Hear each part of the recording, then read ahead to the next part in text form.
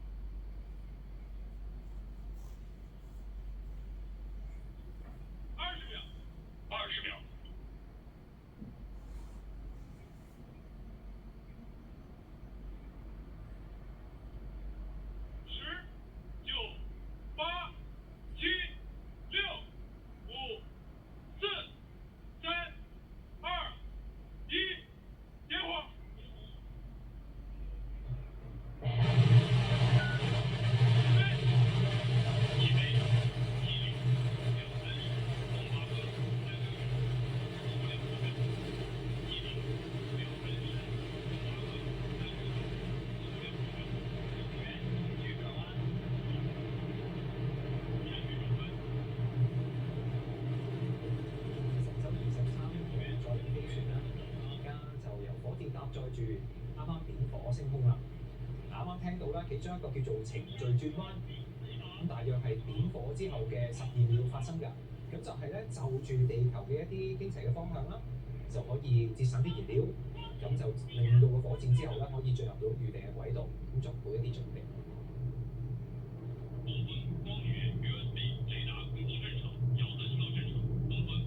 啱啱同教授都傾過啦，即係呢個點火到升空嘅過程咧，係由佢太空人6至7倍嘅個人嘅體重咧壓落佢個身。係咪即係要擺脱地球嘅嗰個地心吸力，就一定要有咁大嘅推力？冇錯啊，即係如果唔係，我哋冇可能上到太空，因為始終咧，我哋地球周圍咧都係有大氣層啦。咁大氣層對於我嚟講係無色無味，我哋平時都感覺唔到。但係如果我哋真係要離開地球表面咧，咁我哋要即係要超越佢咧，我哋要穿過去咧，係一定要有極大嘅呢個力量嘅嚇。同時要逃入呢個或者係逃入咗我哋地面附近嘅地心吸力嘅影響。咁所以一定係要極大嘅呢個力量嘅能源咧，先可以上到去。國家都有2個發射場，即係而家我哋見到呢一個就係酒泉發射中心啦。另外就喺海南嗰邊都有一個，其實個緯度高低，即係海南嗰邊係近赤道啲啦，酒泉咧就偏北啲。咁其實佢兩者發射嘅時候會唔會有唔同嘅咧？即係所需嘅能量啊，又或者我有啲目標嘅載荷要帶上去，係咪2個發射場有啲分工？佢有少少嘅，因為咧2個發射場咧，因為佢嗰個緯度唔同咧，實際上佢可以睇到嘅地球嘅地方係有少少唔同。因為海南嗰個比較南啲咧，如果我哋真係希望圍繞地球嗰個軌道係想睇一啲接近北極圈多啲嘅嘢咧，其實就未必係太適合嘅。咁所以咧，反而係我哋好多時係睇下嗰個載荷啦，佢嗰個任務嘅目的咧，係決定到底應該喺邊個發射場度發射。好似之前嘅天舟10號啦，即係比較重啲，係揀咗喺海南嗰邊。咁當然啦，酒泉亦都有佢嘅歷史因素，因為本身酒泉就係載人航天嘅基地，咁所以點解一路我哋睇好多神舟嘅發射都會喺酒泉嗰度。嗱，剛才2個程序咧就係逃逸塔分離同埋助推器分離，係見到4個光點咧，就係嗰4支助推器嘅。剛才咧逃逸塔分離咧，其實代表支火箭都已經去咗大約40公里嘅高度，都幾高喎！即係換算翻咧，平時大家搭飛機咧，知可能35000尺啦，40公里嘅意思咧係13萬英尺，冇錯，係好高啊！我哋平時飛一般係10公里左右嘅高度，咁其實呢個40公里已經超越咗我哋大氣層差唔多大部分嘅氣體㗎啦。個摩擦力都好勁，即係穿越咗個大氣層。冇錯。嗱，見到而家剛剛就係個整流罩，拋咗整流罩啦，就意味航天員喺個艙入面咧可以望到出面，望到個星空啦。即係突然之間嗰下第一下嘅感動，我諗就係嚟自呢度。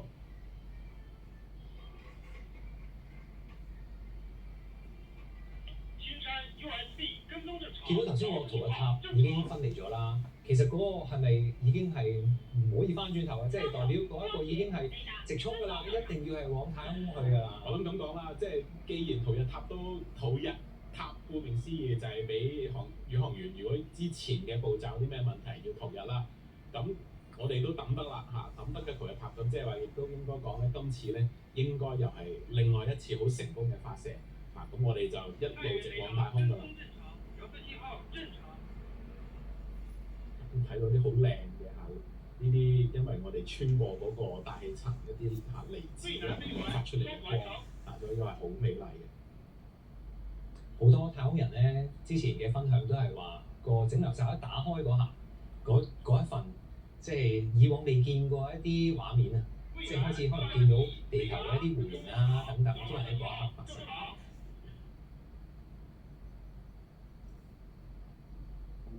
今次神舟23號咧個太空船其實嗰個舷窗做咗啲太空碎片嘅防護，改善咗比起之前。其實即係而家聽起上嚟啦，即係之前其實都有幾次太空船升空咧，都遇到呢啲太空碎片啊、太空垃圾啊。咁究竟即係喺呢啲防護上、技術上，而家個進展去到邊個階段嘅咧？可以係點樣保護到一個太空船喺升空嘅過程唔會受到呢啲太空嘅碎片嘅影響？呢個其實係一個問題嚟嘅。隨住我哋而家即係太空可以話越嚟越商業化啦，亦都有越嚟越多嘅衛星，我哋都聽過有啲項目講緊佢一射係講緊射幾千個衛星上去嘅諗住。咁呢個太空碎片或者我哋叫好聽啲嘅太空碎片啦，有時唔好聽太空垃圾啦，咁亦都係越嚟越大嘅一個問題。而家未有一個好好嘅方法去解決。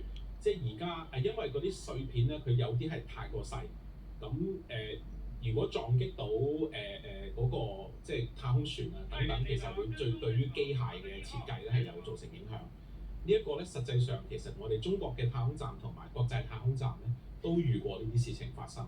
咁呢個只可以話就係我哋其實而家係我哋航天界嘅一個重大問題，就係點樣能夠令到呢啲太空垃圾或者太空碎片咧係即係唔會繼續阻止我哋繼續做嘅太空任務咯。見到個推進器都繼續係燃點緊。咁3位航天員啦，剛才都見到情況正常，咁同地面啦都有一啲其他嘅一啲去對話啊等等。所以其實諗下咧，又好犀利，即係好難得我哋上太空，但係其實佢哋嗰個旅程又唔係真係好遠嘅啫喎，因為國際太空站上到去好快，跟住就會接合咗之後就好似去咗返咗屋企咁樣，係真係好難得嘅一個經驗。見到神21嘅航天員都喺度等緊佢哋，係而家喺畫面嘅右邊。跟住嚟緊我哋黎嘉瑩，跟住嚟緊好幾個月嘅屋企咧。双程光学雷达跟踪正常，听到飞船相互完成。雷达跟踪正常，遥测信號正常，聽到相互完成。都聽到啦，喺啲通訊入面咧有啲代號嘅，即係其實航天員3位咧叫做動1、動2、動3，咁其實都係一啲空軍啊同埋內地航空上面嘅術語。動咧其實即係零咁解，所以就係01、02、03。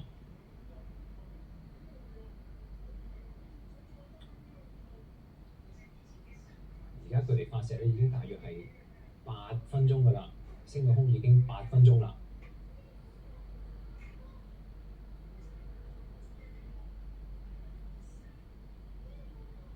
之後咧，太空船都會用太陽能去做一個推動。跟蹤正常，遙測信號正常。應該差唔多時候會見到航天員佢哋可能有啲重力啊，即係見到佢哋啲筆啊可能會飛一飛啊。根據以往嘅一啲航天員佢哋嘅表現，都係喺呢啲時間就開始感受到嗰種微重力啦，係啊，失重嗰個狀態係。同埋見到佢哋個過程都一路揭手冊，係即係嗰個係咪可能令到佢哋知道成個流程究竟要點樣應對啊？又或者係點樣去跟進往後嘅一啲程序？係，我相信佢哋當然啦，呢個亦都演練過好多次嘅整個嘅升空嘅程序，但係即係我相信佢哋亦都係想跟翻足跟翻住嗰個手冊嘅所有每一步咧，要做到完美。即係話同時其實即係右下方嗰幾位宇航員佢哋就走翻屋企咯喎。係啊，位都已經一段時間都打破咗之前嘅紀錄嘅。嚟緊即係今次神13乘組啦，連其中一個太空人都會留1年咁長。實際上即係嗰個心理嘅同埋生理嘅挑戰都係好大。以往咧，即係紀錄上啦，人類逗留喺太空最長嘅時間係437日。之前係由俄羅斯太空人嘅一個紀錄。係啊，當時我哋對於呢啲太空嘅生理學咧，其實未有好深入嘅了解。事實上，當時佢翻嚟嗰位宇航員翻嚟咧，先至做一系列嘅研究咧，我哋先首次發現到好多而家我哋認識得比較清楚嘅，即係長期喺太空生活嘅一啲嘅影響。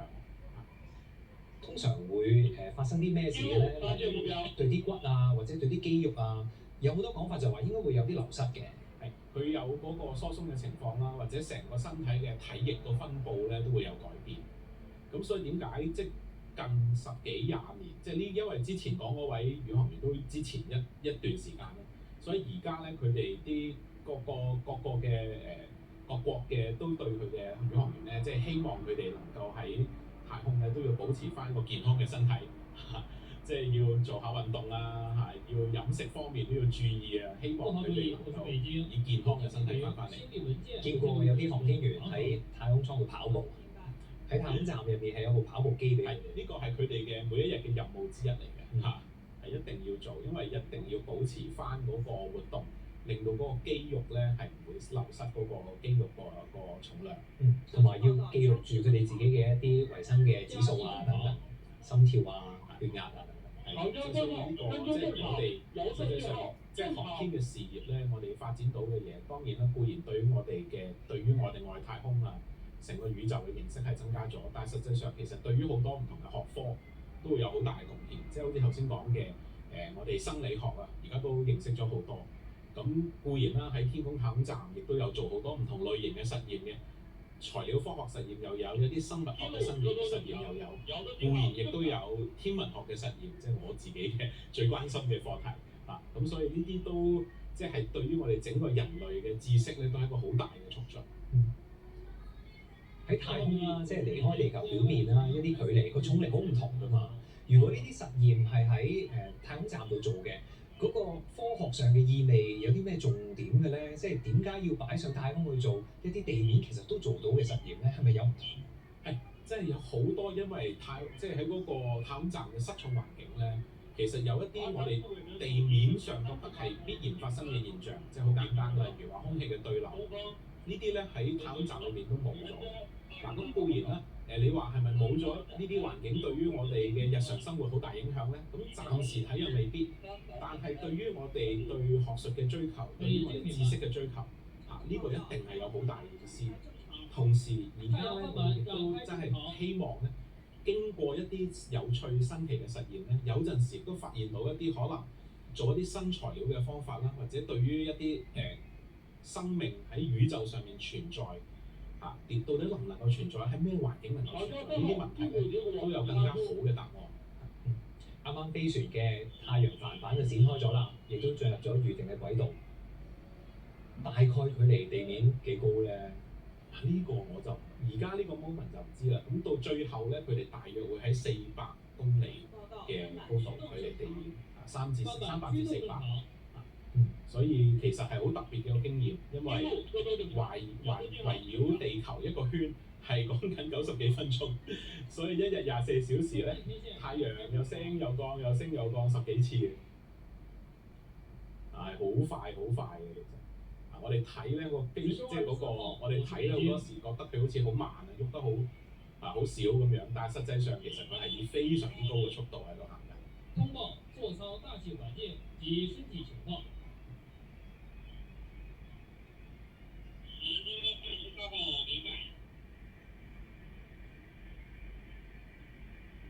聽到地面啱啱同飛船入面嘅3位航天員對話啦。感覺良好。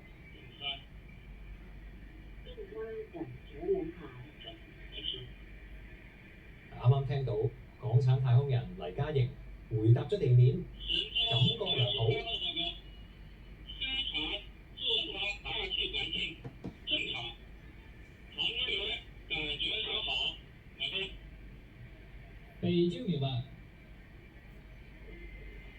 我是北京，通报座舱环境。长城报告，座舱环境正常。北京明白。长江3号跟踪正常，遥测信号正常。神舟23号，我是北京，经地面确认，座舱环境正常，可以打开面窗。神舟23号明白。打开面窗。经路高度正常，遥测信号正常。3位航天員啦，亦都確定咗個艙入面嘅環境正常啦，咁就打開咗門窗。4號注意，飛船軌道注入數據會連流程已啟動。長城。長城明白。呢套衫咧，之前有啲報道話都值幾十萬人民幣嗰個造價，仲貴過一啲名設計師嘅時裝啊！同埋見到頭先嗰支筆喺度飛嚟飛去啦，已經係啊，已經係喺太空啦，見到嗰個微重力。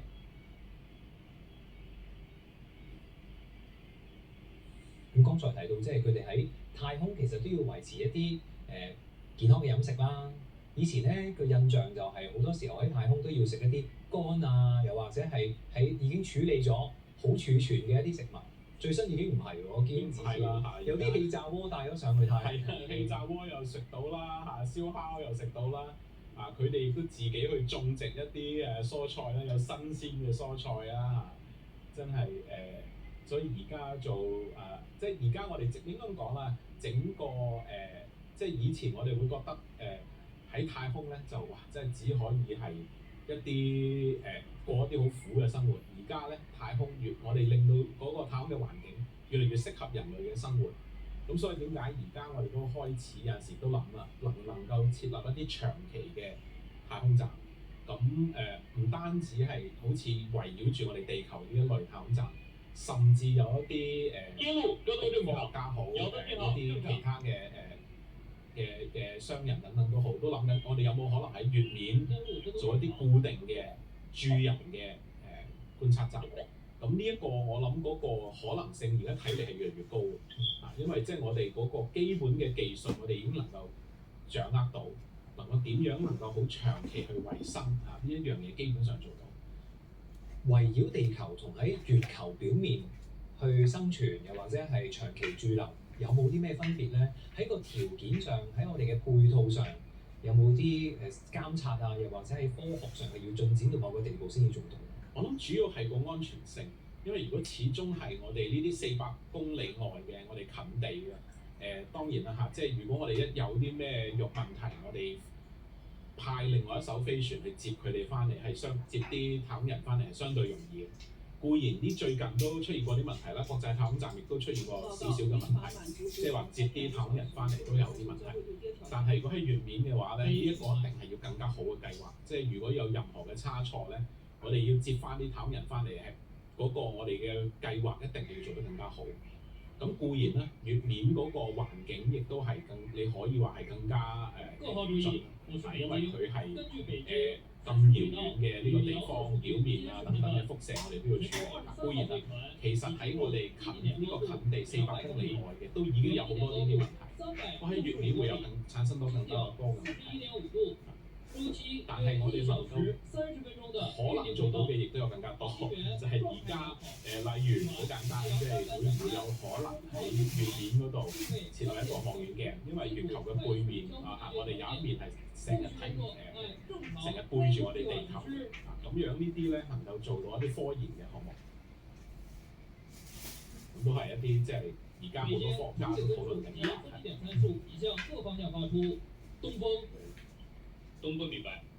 華山明白。江陰明白。滇陸明白。長江3號明白。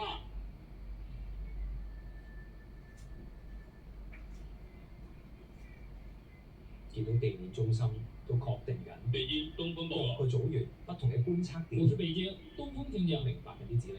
下面請酒泉衛星發射中心主任、82場區指揮部李本基指揮長宣布發射結果。北京明白，各號注意收聽。準備公佈今次嘅發射任務結果啦。